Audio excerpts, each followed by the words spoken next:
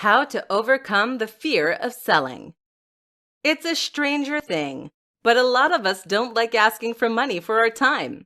Life has conditioned us to believe that altruism is the highest calling, and that we should be more than happy to provide our time, our work, and our creativity for free. It therefore comes extremely unnaturally when we try to sell something for cash. And that's especially true for those of us who have perhaps been providing free information via a website or a blog for years. How do you transition to the point where you're charging for your time and effort? Won't your audience turn against you?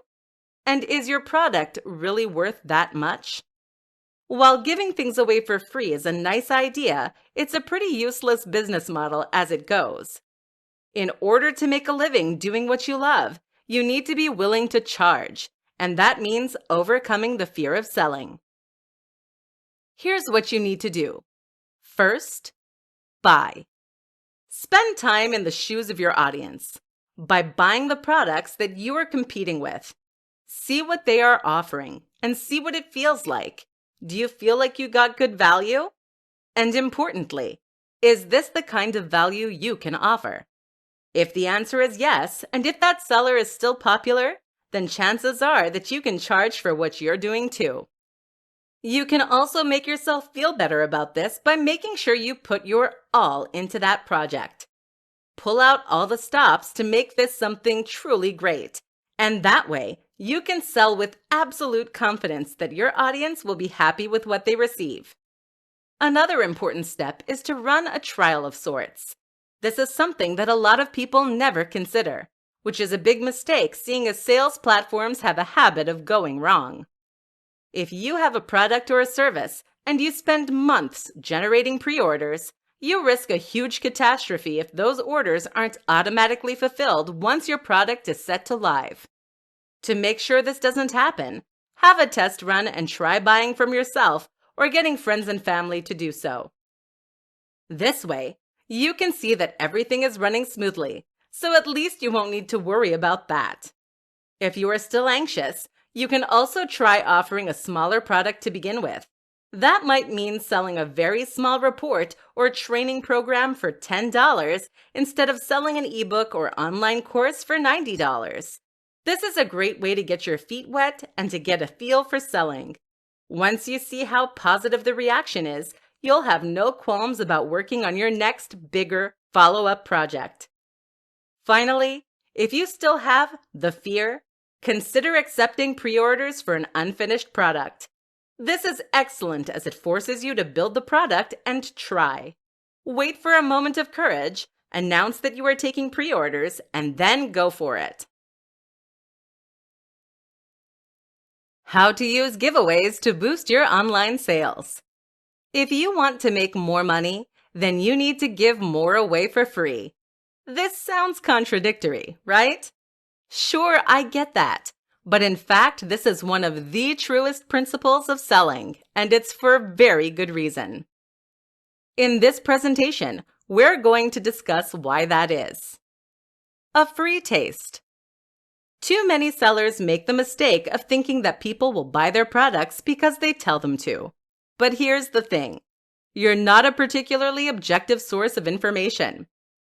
You can write the most compelling and persuasive sales pitch in the universe, but at the end of the day, it will always be compromised because it came from you. Your audience knows that you're biased and you have a horse in this race. Think about it.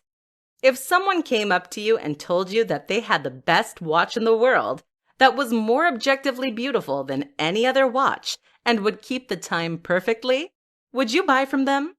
Chances are you'd assume they were making it up. But if they were to let you keep the watch for a week, and you found that it really did change the way people looked at you, you might consider buying it. In other words, the proof is in the pudding. There's nothing like trying a product or service for yourself. So if you really want to convince people to buy from you, giving something away for free is the perfect way to demonstrate to them just how much value you're able to provide. Now they don't have to take your word for it. Now they can experience that value for themselves. This is a huge difference. luring them in. The other reason that giving away something for free is powerful is that it helps you to draw more people in. This is why competitions are so popular, even when most people don't get anything. If you have something to give away for free, then you will instantly give people a reason to visit your website. That's what will draw them in. And then while they're there, you can use the opportunity to market other things to them. The best example of this, of course, is a lead magnet.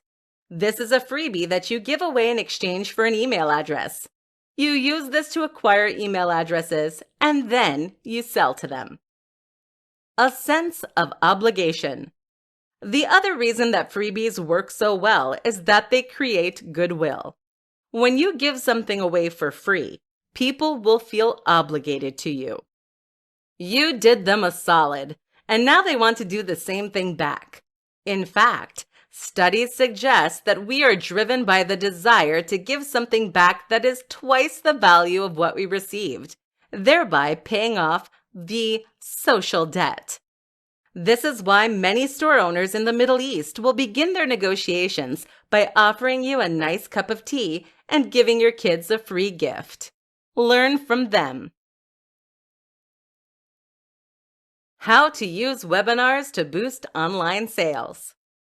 Webinars are a powerful tool to create sales online, and they are often considered a key component in many sales funnels. A webinar is essentially a presentation that teaches your audience something.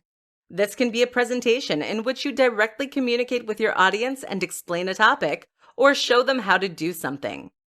Common topics for webinars include discussions on how to make money online, discussions on how to use specific tools, or tips on how to build confidence. The real power of the webinar is that it increases engagement. People who like your content might read your blog posts, but this is a very passive activity that doesn't require any commitment on their part. However, a webinar requires your audience to arrive at a certain time and then to listen to a presentation that is ostensibly live. This makes them feel like they're discussing directly with you as a creator, and it requires them to invest their time and effort into hearing what you have to say. In short, it helps to take them from being a cold or warm lead to a very hot one, and it gives you the opportunity to push your product or service in a more convincing and powerful manner than you otherwise could. So that's the why. What about the how? The first step is to choose your webinar topic. Ideally, this should be something with a very clear value proposition and a very clear goal. That is to say that you should be quite specific in what you teach, a single skill or concept, and that said lesson should have direct applicability to the audience's lives. You want something that will demonstrably make their lives better and that will give people a good reason to show up. Next, you need to identify the right platform. This is what you will use to stream live, and there are pros and cons to each option. The two we recommend are GoToWebinar and EasyWebinar. While you can use tools like Zoom that are not explicitly intended for this use, they don't have as many features that are as directly relevant to what we're trying to do. Also important is to have slides prepared and a script. This way, you can ensure that your webinar runs smoothly and that you can provide genuine information. Think of this like a tester. People are going to use this experience to judge the products or services you are trying to sell. If they don't learn anything or it isn't useful, then they will assume that your products or services won't be good either. Don't let that happen. Of course, there is the option to simply play a prepared presentation. This isn't recommended, however, as it can look cheap if you get discovered. Ultimately, the best business models are the ones that involve genuinely new and exciting information, amazing value, and transparent honesty. This builds long-term customers and trust, and is by far the best way to build your business. Online sales success. 10 quick-fire tips to increase online sale. Not seeing the sales you'd like to online? Seeing sales but wish they were even higher? Listen up. Here are 10 tips that can help you to see dramatic increases in your conversions. 1. Include a video advert. This is something that not many sellers do, but it can be huge. A video ad that plays on your sales page can help remind people why they are buying and ensure that they feel motivated to do so. Really show the value proposition and try to affect an emotional response. 2. Make it easy. Are there too many steps to buying on your page? This can be an easy way to put people off of making purchases. Consider that many of us have second thoughts when buying anything. Any small excuse not to buy can therefore be the nail in the coffin for your sales. Make sure this isn't an issue by making purchasing a simple matter of clicking a button. 3. Ensure a secure address. People want to see that HTTPS in the URL. If you don't have one, then make sure that you discuss this with your hosting provider. 4. Remove ads. If you have AdSense or any other form of display ads on your website, then you should make sure these are missing from your sales page. Otherwise, people might leave to buy competing products and you'll get a few cents instead of $30 to $100. In fact, consider getting rid of all ads on your site and making all of those adverts point at your one product instead. 5. Ensure fast load times. Fast loading times are hugely important for any website, but this is especially true if you are selling a product. Make sure your website is nippy and appears in seconds, and this way you won't lose impatient visitors. 6. Remove distracting navigation elements. Consider removing your menus for your sales page. Otherwise, it's too easy for people to leave without buying. Buy now should be the one beckoning button. 7. Offer a discount. This is a simple way to make more sales, but it's an important consideration. Offering a special deal for a certain period of time is perfect for generating more sales, but you'll need to experiment with different price points to find that sweet spot. 8. Offer money back. This is important to gain the trust of your audience. Keep in mind that very few people will actually take you up on the guarantee, but having it there will convince them to make the sale. 9. Persuasion. Think about everything that happens prior to your audience landing on your sales page or e-commerce store. How have you primed them to buy? Are they in the right mindset? Your sales process begins with the first interaction with your brand, be that on your homepage or through social media. 10. Ask your audience. Stuck trying to generate more sales? Just ask your audience what they want to see. This is a hugely beneficial strategy as it ensures you are optimizing your products and sales process for the very people you are selling to.